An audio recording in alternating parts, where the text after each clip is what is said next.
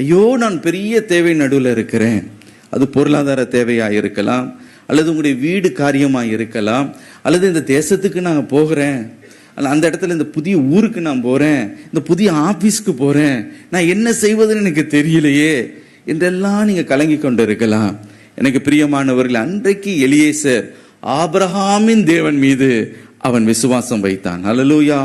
அவர் தம்முடைய தூதனை எனக்கு முன்பதாக அனுப்பி எல்லாவற்றையும் எனக்கு நேர்வழியாய் மாற்றி தருவார், அவர் எல்லாவற்றையும் எனக்கு சரியாக செய்து தருவார் என்று விசுவாசித்து சென்றார்.